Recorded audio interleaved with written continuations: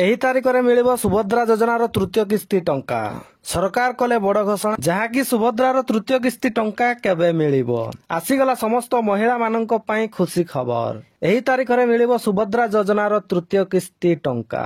ରକ୍ଷାବନ୍ଧନ ବି ମିଳିବ, ତେଣୁ ସୁଭଦ୍ରା ହିଁ ସୁଭଦ୍ରା 2025 ଅଗଷ୍ଟ 9 ତାରିଖ ରକ୍ଷାବନ୍ଧନ ପଡୁଥିବାରୁ ଏହି ତାରିଖରେ ମିଳିବା ପାଇଁ ଯାଉଛି ସୁଭଦ୍ରାର ଥାର୍ଡ ଫେଜ୍ ଟଙ୍କା।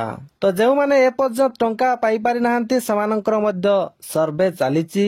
ଯୋଗ୍ୟ ବିବେଚିତ ହେଲେ ସେମାନଙ୍କୁ ମଧ୍ୟ ଥାର୍ଡ ଫେଜ୍ ଟଙ୍କା ନିହାତି ଭାବରେ ମିଳି ପାରିବ। ଏବଂ ଏହା ବ୍ୟତୀତ ଯେଉଁମାନେ ଆବେଦନ କରିନାହାନ୍ତି ସେମାନେ ଏବେ ମଧ୍ୟ ଆବେଦନ କରିପାରିବେ। ଯଦି ସେମାନେ ଯୋଗ୍ୟ ବିବେଚିତ ହେବେ ସେମାନେ ମଧ୍ୟ ଥାର୍ଡ ଫେଜ୍ ଟଙ୍କା ନିହାତି ଭାବରେ ପାଇପାରିବେ। ଏହା ଥିଲା ଆପଣମାନଙ୍କ ପାଇଁ ଛୋଟିଆ ଇନଫର୍ମେସନ। ଯଦି ଭିଡିଓଟି ଭଲ ଲାଗିଥାଏ ତାହେଲେ ନିହାତି ଭାବରେ ଛୋଟିଆ ଲାଇକ୍ କରିଦେବେ ଏବଂ ଯଦି ଚ୍ୟାନେଲକୁ ପ୍ରଥମ ଥର ପାଇଁ ଭିଜିଟ୍ କରିଥିବେ ତାହେଲେ ନିହାତି ଭାବରେ ସବସ୍କ୍ରାଇବ କରିକି ଅଲ୍ ନୋଟିଫିକେସନକୁ ଅନ୍ କରିଦିଅନ୍ତୁ। ଥ୍ୟାଙ୍କ ୟୁ, ଜୟ ଜଗନ୍ନାଥ। ପୁଣି ଦେଖା ହବ ଆଉ ଗୋଟାଏ ନୂଆ ଭିଡିଓରେ।